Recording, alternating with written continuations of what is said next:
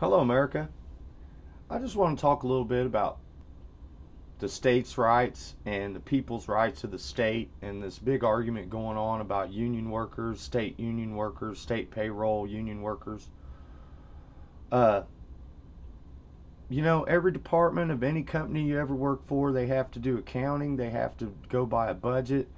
They can't just add jobs and add to the taxes every time. A company can't add to the prices. You know why? The consumer won't buy the goods because the price is too high. But those of us that live in a state, we can move to another state when the taxes get too high. That's what's going on in California, New York. You hear about people with 4-hour commutes coming from another state with lower taxes. Uh, the county, the state has to balance its budget. They're fighting with the unions. The teachers said that they would take the financial concessions, but they wanted their bargaining rights kept. Well, why can't that governor work with that? And I'm not against this governor necessarily, and I'm not against the teachers union. But what's been done here is it went from a financial fight to a politic fight overnight. The teachers said they would agree to these concessions, economic concessions, if he would leave the collective bargaining alone. Now, that's a compromise. That's working. That would be bipartisan. But what's happened now is he's shifted onto the political agenda and part of it, trying to crush the unions. Now, whether you're pro-union or non-union or what your beliefs are, and almost all of you pay taxes. So all of you have a right to say in your state. But you got to understand one thing. A state worker on the regular daily level, maybe trash man, street sweeper, dog catcher, police, fire, they do a service. They're your neighbors. They pay their taxes. They come to visit you on Sunday for a barbecue, and they make a good wage. So maybe they can donate to a charity in your community or buy a race car or do whatever they want to do and spend their money in the economy, just like you do. There's a big difference between a fat cat administrative government employee and or corporate employee making $180,000 a year compared to the guy that's making $49,000 and gets insurance benefits. Now, those of you out there that say, boy, I wish I was making that, well, I wish you was too, and I wish I was too. But why knock the guy or hate the guy because he gets benefits and makes a wage? He's not the one taking advantage of you or the system. It's the state that spends too much and then wants you to pay more in taxes. It's the federal government that mandates the state gives Medicaid and Medicare out, but you, the taxpayer, has to pick up the tab. Here lies the problem, is the mechanics of the state and federal government. Their budgets and their choices they've made is costing too much money. Not the guy that cleans the streets, not the guy that teaches your kids. He hasn't overgrasped his reach. He's trying to negotiate a good wage for putting up with your kids.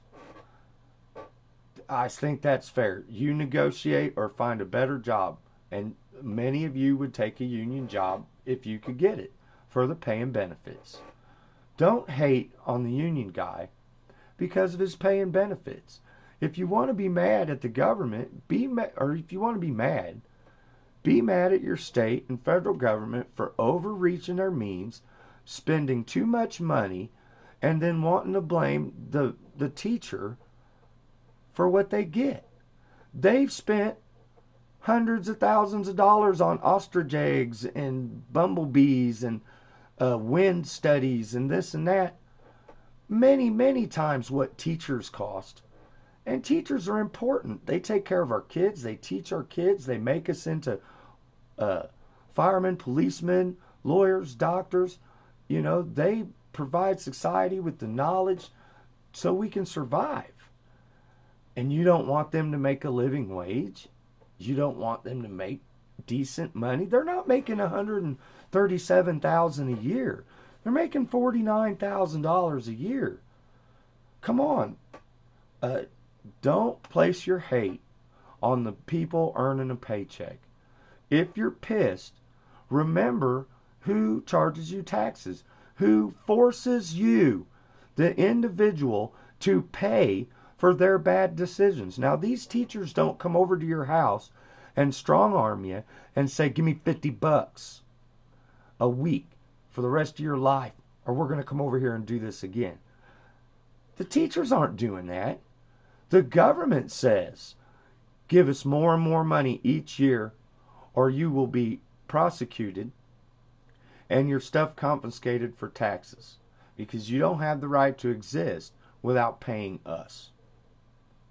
So, think for yourself, people. When you're going to pick sides on this, if you hate the union or love the union, think about who it is putting the pinch on the people. Not the teachers, not the street sweepers. They provide a service for America. It's the administrators, it's the government panels, it's the committees that are costing us day in and day out, running our daily lives, interfering with us each and every day, feeling they have to make legislation that controls us more and more. Not only that, you don't have a choice, you can't opt out, and you have to pay them. Now, I know you're going to sit there and think, oh, this guy's a whack job, listen to him. Oh, he's so anti-government. Look, we need government. And a lot of the conspiracy theories and stuff going on around is just entertainment.